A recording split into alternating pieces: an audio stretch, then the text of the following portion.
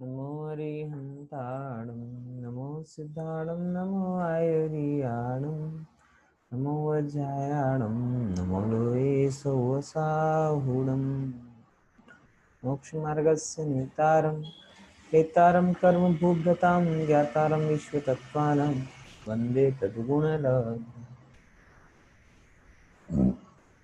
कल हमने नरक गति के दुख के बारे में चर्चा की थी और ये समझने की कोशिश की थी कि नरक गति में जीव दुखी किस किस प्रकार से है, बराबर। तो उसमें पहले नंबर की बात तो ये समझी थी कि नरक गति में अशुभतर है।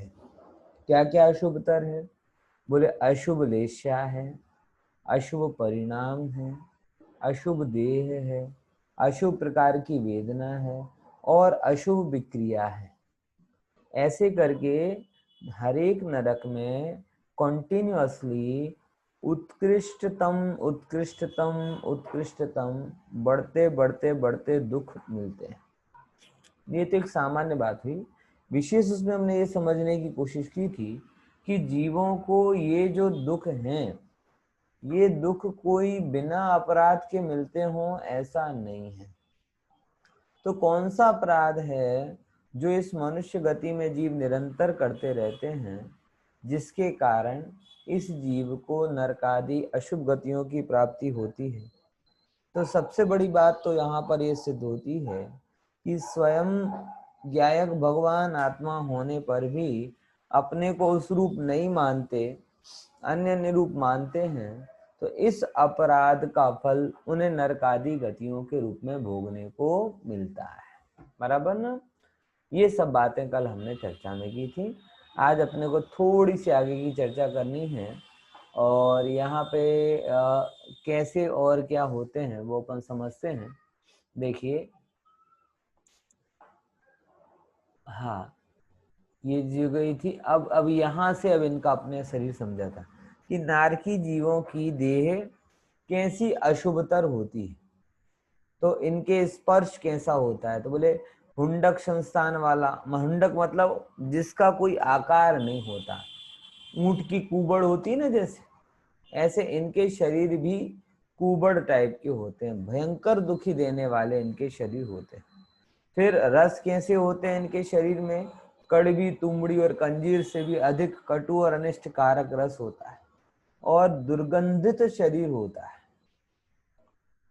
विचार करके देखो, अगर मैं थोड़ा उसको अलग रूप में कहता हूँ कि बहुत सारे लोग ऐसे होते हैं ना जिनके माँ बाप थोड़े वृद्ध हो जाते हैं, तो शरीर की आवश्यक क्रियाओं पे फिर उनका कंट्रोल नहीं होता, तो कभी 1 नंबर 2 नंबर उनकी बेड पर हो जाती है, ऐसा हो जाता है। तो बहुत सारे आजकल के ज्यादा सभ्य लोग ऐसी बातें करते हैं, अरे हमसे तो गंदा बर्दाश्त ही नहीं होता, हमसे तो गंदा बर्दाश्त ही नहीं होता, हमने तो बाई लगा दी, हम नहीं कर सकते, हम नहीं कर सकते। ऐसी बातें करते हैं, करते कि नहीं करते? भाई साहब, आपको अभी माँ बाप की मल मूत्र की दुर्गंध लग रही है, तो नरकों में आपके शरीर से ऐसी ही दुर्गंध आएगी कि जो निरंतर, जैसे बिल्ली कुत्ते मर जाते तो कैसी दुर्गंध आती है, ऐसी दुर्गंध निरंतर आपके शरीर से निकलोगी। तब क्या होगा? और अपने ही माँ बाप के प्रति इतने कठोर परिणाम आपके होंगे, तो नरक आदि में आप जाएंगे, इसमें कौन सी आश्चर्य की बात है? पॉइंट समझ में आया कि नहीं आया? इसीलिए दुर्गंध, स्वच्छता, भले ही आप कितने प्रिय बनो, स्वच्छता का के प्रेमी बनो, कोई दिक्कत नहीं है, लेकिन दुर्गंध से घृणा मत करो। क्या बोला? फिर से समझो। स्वच्छता का प्रेमी बनना, दिवाली का समय है, मैं ये नहीं कहूंगा कि गंदा करके रखो, दुर्गंधित करके रखो, वो अलग मैटर है।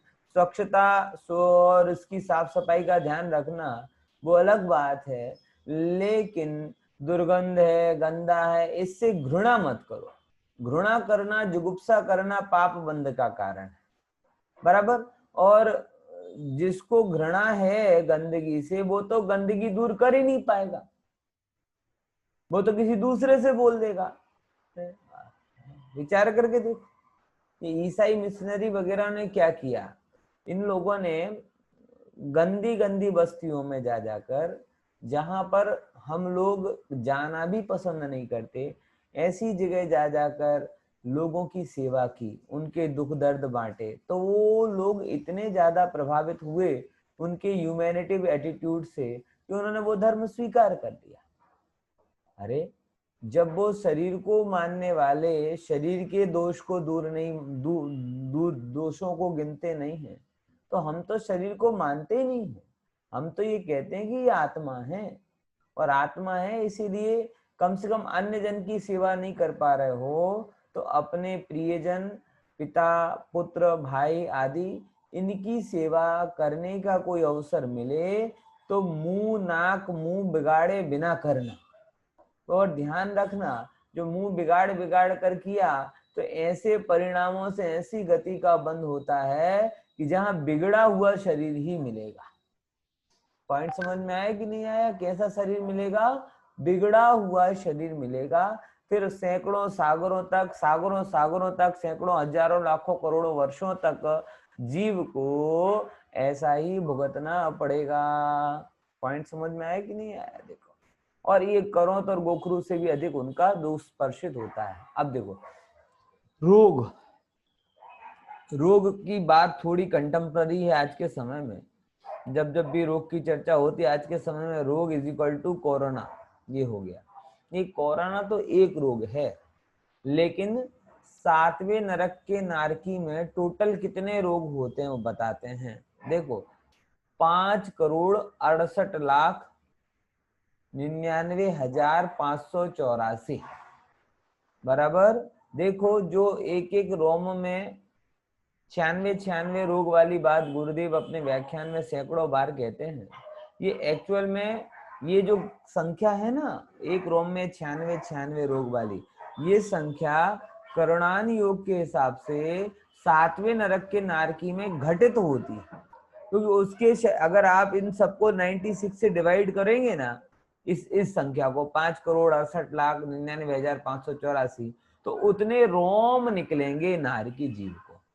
और फिर एक एक रोम में 96 रोम समझते ना? रोम, ये जो आपका बाल है ना, बाल, ये बाल एक रोम कहलाता है, बराबर। तो कितने बाल इस रोमकूप होंगे शरीर में? तो करुणान योग में सबकी गिनती है कि इतने 500 धनुष की आयु वो हाइट वालों के लिए इतने रोमकूप होते हैं। तो फिर गुरुदेव गलत कहते हैं क्या कि रोम रोम में 96 रोग हैं? बोले नहीं, गलत नहीं है। अंतर केवल इतना है कि नारकी के सारे रोग व्यक्त हैं और हमारे सारे रोग अभी दबे हुए हैं। नारकी के सारे रोग व्यक्त हैं, इसीलिए वो निरंतर रोगों से दुखी रहता है, और हमारे रोग अभी व्यक्त नहीं है, इसीलिए हमारे रोगों का हमें पता भी नहीं चलता है। उनमें से कोई एक आध रोग जब कभी बिफर जाता है, कोरोना हो जाए, ये हो जाए, तो हम बस पूरी जिंदगी उसके लिए दुखी होते रहते कि नहीं होते? अरे भाई साहब, रोग को भी सहजता से स्वीकार करो। गुरुदेव ने बहुत अच्छी शिक्षा दी। गुरुदेव ने हमें सिखाया कि आत्मा तो ऐसा है कि जहां राग का प्रवेश नहीं तो रोग का प्रवेश कैसे होगा? क्या बोला? इस बात को ध्यान से समझना। जहां इस आत्मा में शुद्ध नय की दृष्टि से राग का भी प्रवेश नहीं है, तो जब राग का प्रवेश नहीं है तो रोग का प्रवेश कैसे होगा? इसीलिए अगर हमें कभी भी रोग आदि आवे तो बहुत शांति से, स्थिरता से, धैर्य से इसको स्वीकार करना चाहिए और ऐसा विचार करना चाहिए कि अहो, जब चैतन्य मूर्ति भगवान आत्मा अपना स्वभाव नहीं छोड़ रहा तो रोग मूर्ति शरीर अपना स्वभाव कैसे छोड़ेगा? ये रोग मूर्ति शरीर अपना काम करेगा, चैतन्य मूर्ति आत्मा अपना काम करेगा, दोनों को अपना अपना काम करने दो। विचार करके देखो। बाबूजी युगल जी 92 इयर्स के थे, बराबर। और जब भी कोई बहुत तकलीफ भी थी शरीर में, कोई पूछता कि कैसे हो बाबूजी, स्वस्थ हो, तो बाबूजी बहुत सुंदर उत्तर देते थे कि 6 के 6 द्रव्य अपने अपने में पूरी तरीके से स्वस्थ ही हैं। 6 के 6 द्रव्य। फिर कई बार कहते हैं कि शरीर का क्या है, चलो आप तो स्वस्थ हो, बराबर है, लेकिन स्वस्थ मतलब क्या, अपने में स्थित है, तो सारे के सारे द्रव्य अपने अपने में ही तो है ना, पर में कोई गया ही नहीं। तो फिर कोई पूछे नहीं आपका शरीर तो बता दो कैसा है, तो बहुत सुंदर उत्तर देते हैं। देखो अब ये शरीर बहुत ज्यादा चिल्लाता है, बूम पाड़ता है कि ये दुख रहा है, वो दुख रहा है, फलाना हो रहा है, ये हो रहा है, कमर में दर्द है, घुटने में दर्द है, माथे में दर्द है, नींद नहीं आ रही, बीपी हाई है, तो कहते हैं ना अपना A for attack, B for blood pressure, C for cholesterol, D for कितने सारे होते हैं रोग, डायबिटीज और ई फॉर एंड, हर जगह पे बहुत सारे रोग हैं है? ये इन्हें कैलकुलेट किया बराबर। तो इतने सारे जो शरीर के रोग हैं, उन सारे रोगों क्या कहते हैं कि इतना ज्यादा ये शरीर कहता है, तो अब मैं इस सारे शरीर की डिमांड तो पूरी कर नहीं सकता ना। तो जैसे आप क्या करते हो, कोई बच्चा होता ना, बच्चा जैसे मैं वैदेही वेदांश को लेकर जाऊं, अब वैदे ने बोल दिया एक चॉकलेट दिला दो, आपने दिला दी, फिर बोले पापा ये पैकेट दिला दो, फिर कहते एक खिलौने दिला दो, फिर बलून दिला दो, फिर डेयरी मिल्क दिला दो, फिर ये दिला दो, तो आप कहोगे ना एक डिमांड तो आप पूरी कर सकते हो, लेकिन 50 डिमांड हो जाए तो धीरे धीरे आप क्या कर देते हो, सुनना बंद कर देते हो। अब इसका समझ जाते हैं, बच्चा है वो तो हर चीज को देख के ललचाएगा, बाहर निकलेगा तो बलून अच्छा लगेगा, खिलौना अच्छा लगेगा, टॉफी अच्छी लगेगी, चॉकलेट अच्छी लगेगी, आइसक्रीम अच्छी लगेगी, पटाखे अच्छे लगेंगे, दिया अच्छा लगेगा, 50 चीज अच्छी लगेगी। सब नहीं सप्लाई कर सकते तो आप क्या करते हो, उसका सुनना बंद कर देते हो। बस यही बात शरीर में है। तो वो यही बात बाबूजी कह रहे थे कि शरीर तो बहुत चिल्लाता है, बहुत चिल्लाता है, बूमो पाड़ता है, ये हो रहा है, वो हो रहा है। अब एक आध कोई चीज हो तो मैं इसको दूर करूं, अब इसके तो नंग नंग में प्रॉब्लम है, अंग अंग में समस्या है, तो मैं क्या करूं, इसलिए अब मैं उसको सुनना बंद कर दिया है। और जैसे ही मैंने शरीर का सुनना बंद किया तो उसका दुख भी कम हो गया, समस्या ही खत्म है, बराबर। तो रोग होना कोई बहुत आश्चर्य की बात नहीं है। अरे खरेखर कहूं तो रोग नहीं होना आश्चर्य की बात समझ में आई कि नहीं है यार। इसीलिए ये रोग मूर्ति शरीर में कभी रोग हो तो घबराना नहीं, ये समझना कि ये अपने कुदरती स्वभाव रूप परिणमन कर रहा है और इसको उस रूप कर नहीं दो, क्योंकि रोम रोम में 96 रोग होते हैं, बराबर। टोटल कितने रोम कूप हैं वो दिनेश भाई ने अपनी गणित बताई है, उसमें देख लेना आप मैसेज में, बराबर ना। तो इतने ज्यादा रोग होने पर भी अगर मैं स्वस्थ हूं तो ये मेरे आत्मबल और पुण्य का प्रताप है, बराबर। और अस्वस्थ हूं तो पाप का उदय और शरीर का स्वभाव है। इसलिए दोनों जगह पे हर्ष विषाद नहीं करना। जितनी सहजता से आपने अपने शरीर के आरोग्य को स्वीकारा है, उतनी ही सहजता से इस शरीर के रोग को भी स्वीकार लेना, घबराना नहीं, घबराना नहीं, बराबर। समझ में आया कि नहीं। क्यों ये बात कह रहा हूं, क्योंकि अभी जैसे कोरोना काल होता है ना, कोरोना काल, तो कोरोना काल में व्यक्ति मानसिक रूप से बड़ा घबरा जाता है, अब क्या होगा, अब क्या होगा, अब क्या होगा। अरे कुछ नहीं होगा साहब, जो जो देखी वीतरागन तो सो होसी वीरा रे, अनहोनी होसी नहीं जग में, काहे होत अधीरा रे, काहे होत अधीरा रे। देखो बराबर ख्याल में आएगी नहीं, उसमें एक और अंतर आता है, हाँ, कि एक आयु का पल बढ़ सकता नहीं, एक घट सकता नहीं, ये सब बातें वहां पर आती है। अब देखो नरक में कैसा जीव जन्म लेता है, तब क्या होता है, ये कोई जिम्नास्टिक का खेल नहीं बता रहे यहाँ पर। आपको लग रहा होगा कि ये नारकी जीव जिम्नास्टिक का खेल बता रहा है, ऊपर से पोल जंप कर रहा है, ऐसा कुछ नहीं। जन्म होते में कैसा होता बताते हैं। देखो सबसे पहले जन्म इस पोजीशन में जन्म होता है, इस पोजीशन में, है ना, कि औंधे मुंह गिरता है, और जैसे ही गिरता है तुरंत उछल के बाहर कूदता है, फिर वहां से फिर जमीन को छूता है, फिर करंट लगता है तो फिर उछलता है, फिर नीचे गिरता है, फिर उछलता है, उछलता नहीं मतलब इतना जोरदार करंट लगता है कि उस भूमि को सहन नहीं कर पाता, तो कई कई वर्षों तक वो इस जन्म के दुख को उठाते हुए, अपन लोग जिसे जन्मदिन का उत्सव कहते हैं, नरक में भी जन्म का उत्सव चलता है वर्ष तक।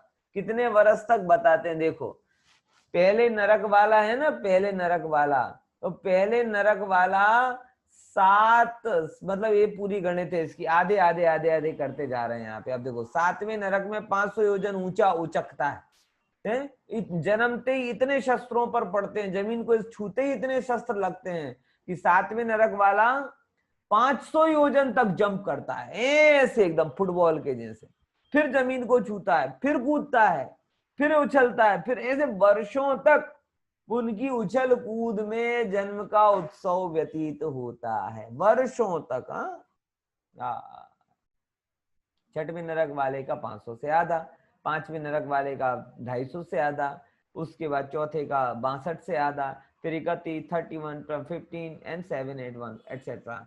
ऐसे करते करते 7वें नरक की जो बाउंसिंग है उससे आधा आधा आधा आधा पहले योजन तक होता जाता है। आप समझ रहे कि नहीं समझ रहे?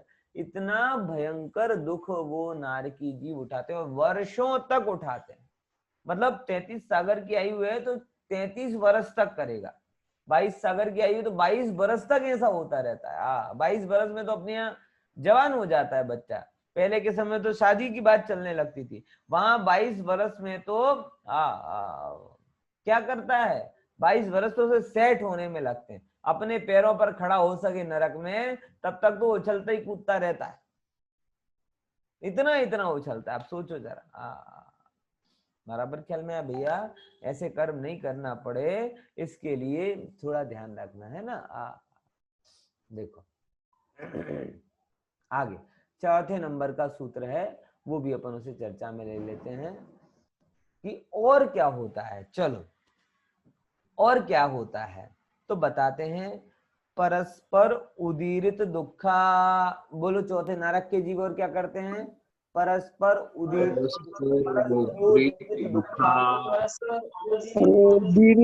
दुखा, परस्परोदीरित दुखा,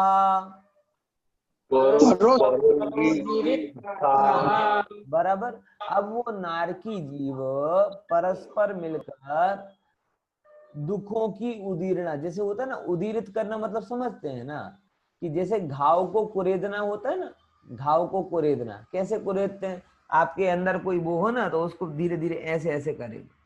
ऐसे ही नारकी जीव एक दूसरे के दुखों को निरंतर उदीरित करते रहते हैं, लगातार एक दूसरे को दुखमयी बातें कहते रहते हैं। आज ही आप देखो मनुष्य लोक में देखो व्यवस्था, मनुष्य लोक में भी आप कभी भी निकलोगे, रास्ते पर भी जाओगे तो लोग हैप्पी दिवाली, केम छो, मजामा, शू करो छो, એટલે औपचारिक रूप से भी क्या कर रहे हैं, ग्रीटिंग कर रहे हैं एक दूसरे का, कि भाई बात बता रहे हैं कि भाई अच्छे से रहना, खुश से रहना। अगर क्या कहते हैं कोई मिलता भी है तो साचो जो, तबीयत पानी हाचो जो, जमवानो ध्यान रखो, आम करजो तेम करजो, कहते कि नहीं कहते?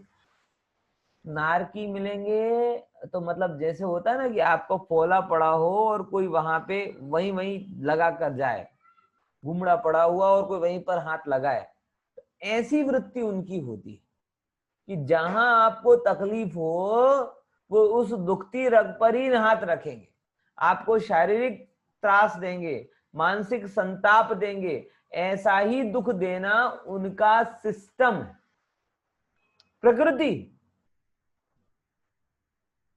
बात समझ में आ रही कि नहीं आ रही?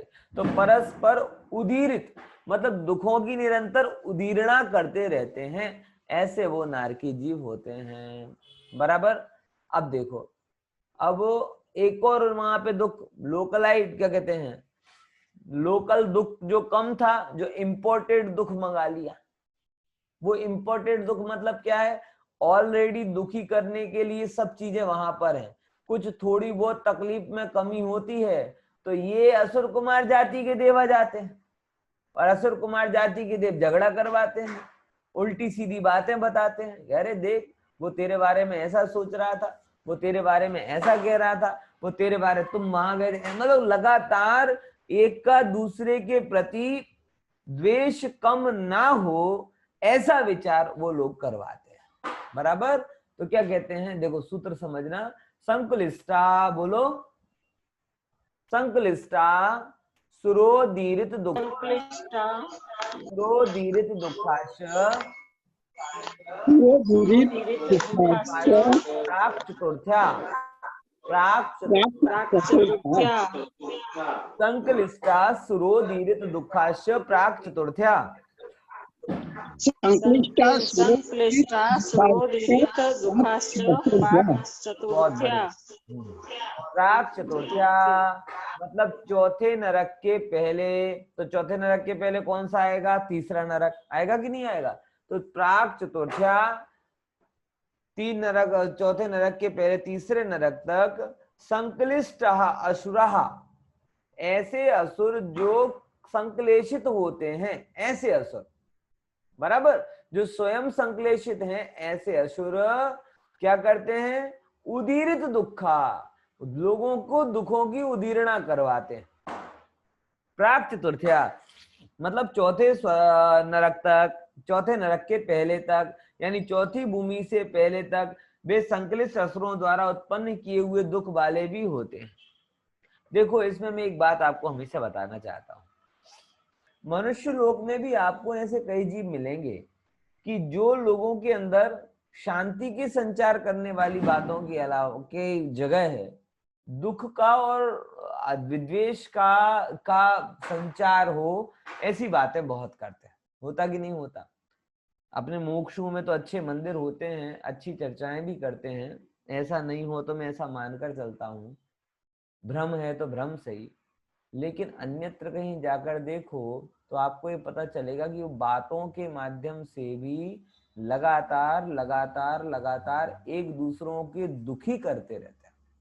आप विचार भी नहीं कर सकते और वो दुखी आप कैसे आप कभी किसी की प्रभुता का ज्ञान नहीं कराओ, बस उसकी, वो तुम्हारे बारे में ऐसा कह रहा था, वो तुम्हारे बारे में ऐसा कह रहा था, वो ऐसा कह रहा, मतलब क्या फायदा है इन बातों का? कभी गंभीरता से सोचो तो पता चलेगा कि फायदा रत्ती भर नहीं और नुकसान पहाड़ जितना।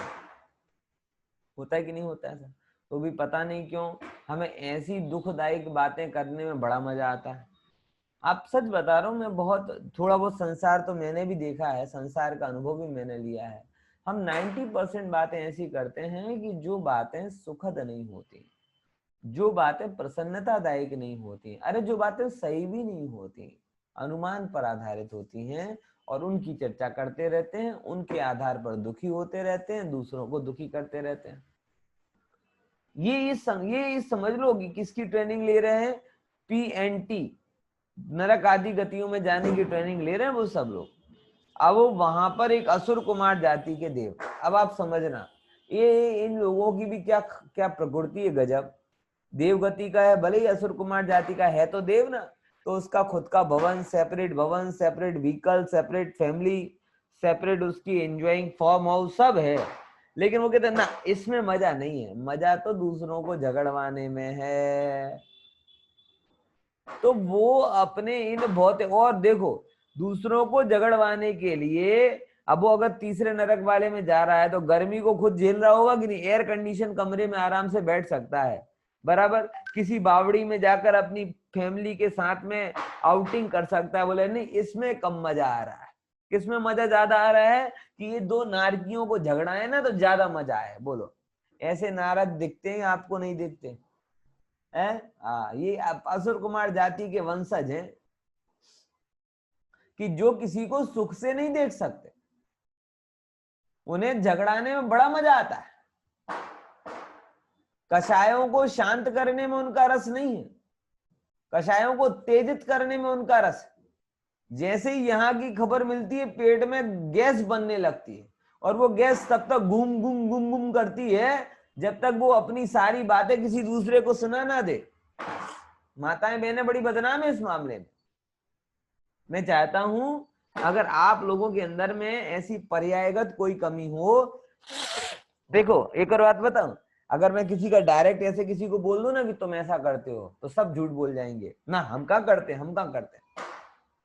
क्योंकि किसी को भी ये सुनना अच्छा नहीं लगता कि ये जो हम कर रहे हैं अच्छा कर रहे हैं, लेकिन करते सब, बराबर। तो इसीलिए मैं इंडिविजुअल नाम लेकर किसी से नहीं कहना चाहता। इतने जितने भी सर्वत्र स्त्री पर्याय की कमी के कारण कभी आपको ऐसे भाव होते हो कि आप दुखदायी चर्चा करते हो, राग द्वेष की विकता करते हो, तो मैं चाहता हूं कि आप अपने चैतन्य पुरुष को देखें, स्त्री जन्य पर्याय को ना देखें। समझ में आया क्या बोल रहा हूं? स्त्री तो पर्याय का नाम है, पुरुष तो तुम्हारा स्वभाव है। समझे कि नहीं समझे क्या बोल रहा हूं? फिर से, स्त्री किसका नाम है? पर्याय का नाम है। और पुरुष होना क्या है? तुम्हारा स्वभाव है। पुरुषपना तुम्हारा स्वभाव है। तो अपने पौरुष को देखो, अपने पौरुष को देखो। और अपना पौरुष किसमें है? अपने गुणों को देखने में अपना पौरुष है, अपने आप के जमने में अपना पौरुष है, अपने को वितरागी बनाने में अपना पौरुष है। तो स्त्रियों, आप स्त्री नहीं हो, आप भी चैतन्य पुरुष हो। और पुरुष तो पुरुष है ही, स्त्री भी पुरुष।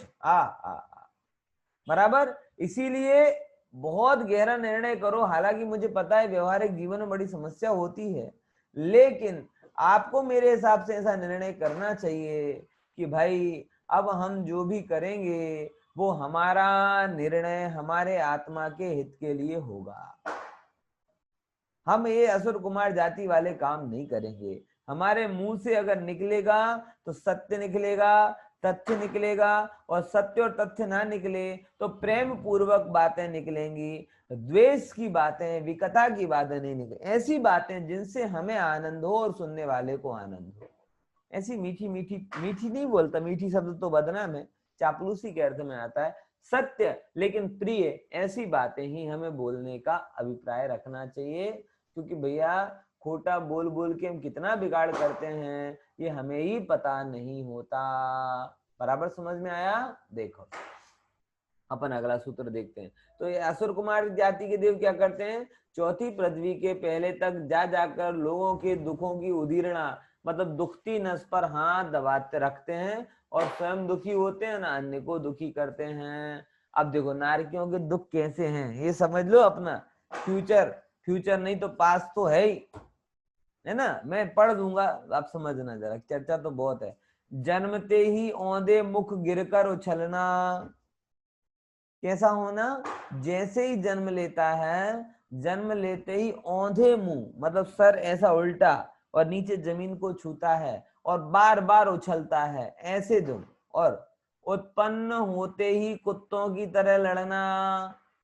देखा है कभी कभी किसी को, श्वान को, एक दूसरे को देख देख कर कैसे भयंकर गुर्राते हैं। नारकियों को भी यही होता है, एक दूसरे को देखकर गुर्राना ही होता है उनका।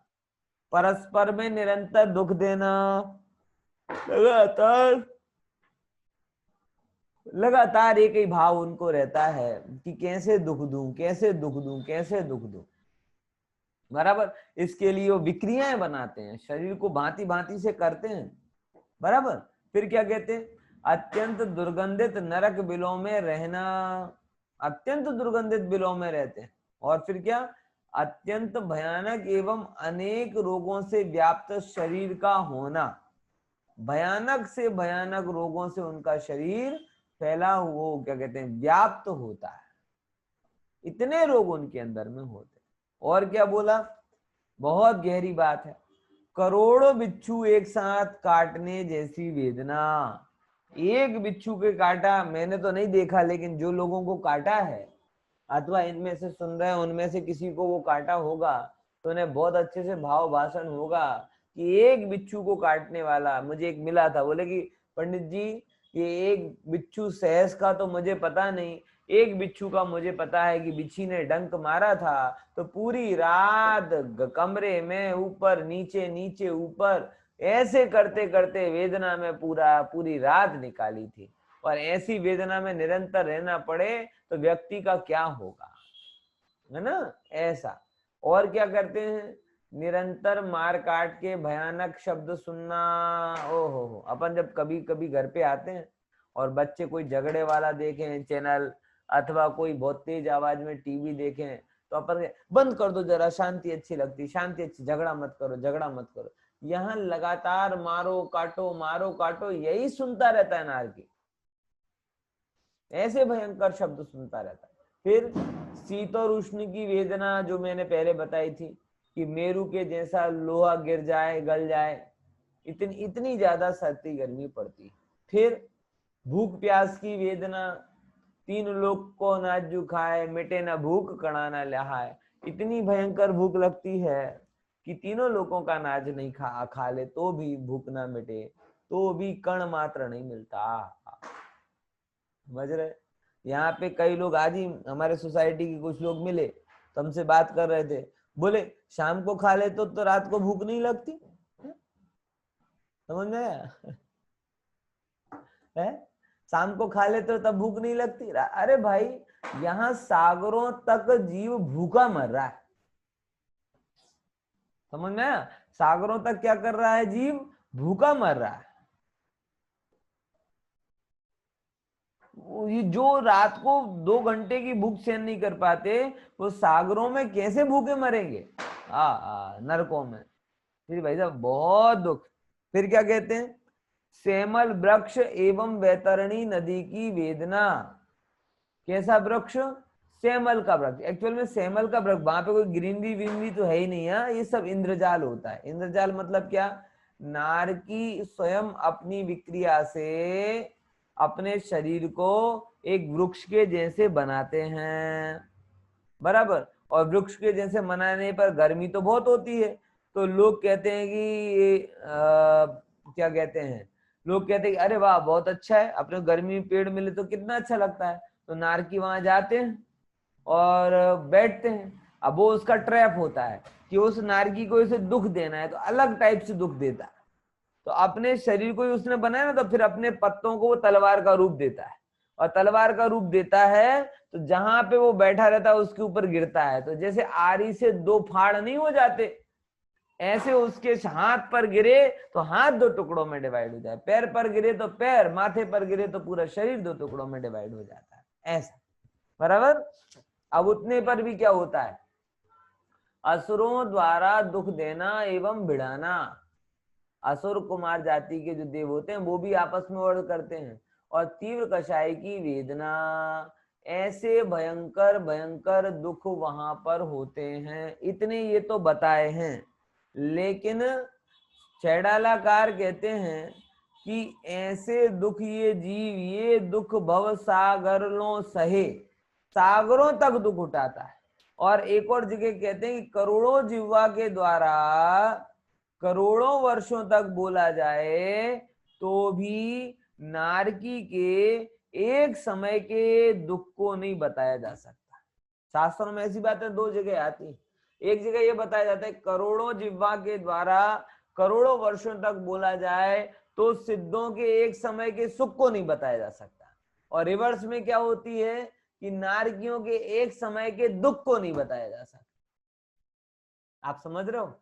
दोनों ही चीजें अवाच्य। ये तो नारकी भोगते और भगवान जानते हैं। सच बता रहे हैं भैया, ऐसी भयंकर दुख की दशा वहां पर होती है, बराबर। लेकिन कोई ऐसा कहे पंडित जी अब मोक्ष नहीं मिल रहा, तो बीच का इतना सा बता दो कि नरक में ना जाए, उसके लिए क्या करें। बस हम भी छोटे थे तब हम भी यही सोचते थे, नरक के दुख तो बहुत लगते थे, और बहुत लगते थे तो मन में बार बार ये सोचते थे ये, क्योंकि देखो छेड़ाला मैंने बहुत पहले पढ़ी थी, बहुत पहले पढ़ी थी छेड़ाला। मतलब मैं शायद वैदेही की उम्र का हूँ, 8-9 साल का, तब पहली ढाल पढ़ी थी। और पहली ढाल पढ़ते ही नरक के दुख हमें समझ में, और ये ऐसे है ना कि वो बालपन की उम्र में भी समझ में आ जाए। तो मैं मन में ये सोचता था कि अरे यार मोक्ष वोक्ष तो बहुत दूर की बात है, इतनी ज्यादा जरूरत भी नहीं लगती, संसार में इतना दुख भी नहीं लगता, इतनी सी बात अपन कर लें, कुछ सेटिंग कर लें कि नरक में ना जाए, बस अगली बार फिर से मनुष्य बन जाए, अपन थोड़ा सा पुण्य करेंगे, थोड़ा सा पाप कर लेंगे, पुण्य के कारण मनुष्य बन जाएंगे, अब पाप ने थोड़ा बहुत होगा तो चल जाएगा। क्योंकि पाप का पता तो चलता था कि भैया गुस्सा करते हैं, झूठ बोलते हैं, ये करते हैं, वो करते हैं, तो थोड़ा बहुत पाप कर रहे हैं तो पता तो चलता था। लेकिन इतना पाप ना करें कि नरक में ना जाए, क्योंकि नरक में बहुत दुख है। देखो भैया, मैं आपको बहुत गंभीरता के सामने बात कर रहा हूं कि ऐसा कोई ऑप्शन नहीं है जिससे आप अपनी नरक गति को टाल सको। आज आपको जिनवाणी का समागम है ना, है कि नहीं है? और जिनवाणी के समागम के ये तो आपको अगले पर्याय में नरक में नहीं जाना है, इसके लिए जिनवाणी मिली। आप सोचो, आप रहोगे मनुष्य, बराबर, आपको जिनवाणी का समागम नहीं मिले, आप मूल्य बन गए, मुसलमान बन गए। अब वहां पे तो धर्म में कोई बताने वाला है नहीं, अंडा खाओगे, मांस खाओगे, ये करोगे, वो कर, दुनिया। अब आपको बचाने वाली कौन थी? जिनवाणी। लेकिन संसार में बहुत कम ऐसी अवस्थाएं हैं जिन अवस्थाओं में आपको जिनवाणी का साथ मिलता है, फिर वो छूट जाती, और छूट जाती है तो जीव पुनः नरक आदि में जाता है। यानी अगर आप संसार चक्र में हैं तो आपको कंपलसरी आज जो नरक से बचाने वाली आपकी बुद्धि है ना, वो बुद्धि अनंत काल तक नहीं रहेगी, आप समझ लो ये बात। आज नरक से कौन बचाता है आपको? जिनवाणी। अगर आपके मन में जिनवाणी और जैन धर्म के संस्कार निकल जाए, जैसा कि आज की युवा पीढ़ी के द्वारा हो रहा है, तो बताओ उनको मांस खाने से कौन रोक पाएगा? अंडा खाने से कौन रोक पाएगा? है, बोलो, विचार करके देखो, शराब पीने से कौन रोक पाएगा? आज जो हम लोग रुके हुए हैं, तो एक जिनवाणी और जैन कुल के संस्कार इसके कारण ही रुके हुए कि नहीं रुके? ईमानदारी से बात बताओ। मैं तो खुद अपनी उम्र के लोगों को देखता हूं और ये मैं विचार करता हूं कि अगर ये मेरे जीवन में जिनवाणी नहीं होती तो मेरी हालत और सड़क पे चलने वाले एक सामान्य व्यक्ति की हालत में कोई अंतर नहीं होता। और कोई अंतर नहीं होता मतलब जीवन का कोई लक्ष्य नहीं होता। किसी ने कहा कि चलो आज न्यू ईयर की पार्टी करना है तो शराब पी लो, तो हमारे कई मित्र जो थे हमारे गांव के पी लेते हैं। आज भी यहां जा रहे हैं, दमन जा रहे हैं, दीव जा रहे हैं, तो पी लो, तो पी लेते हैं। बम फोड़ना है तो बम फोड़ देते हैं। क्या होता? ये पाप जो कि नरकादि गतियों से बचने के कारण है, नरकादि गतियों में ले जाने के कारण है, उनसे बचने का कारण तो जिनवाणी है ना। और अगर उस जिनवाणी का बल हमारे पास नहीं होता तो हमारे पास ऐसी कोई भी स्कोप नहीं होता कि जिस स्कोप के द्वारा हम नरकादि गतियों से बच जाते। अब मैं क्या कहना चाहता हूं समझना, ये जिनवाणी अनंत काल तक आपके साथ में एक ही कंडीशन पे रहेगी कि आप उसे अनुभव में बदल लें, बराबर।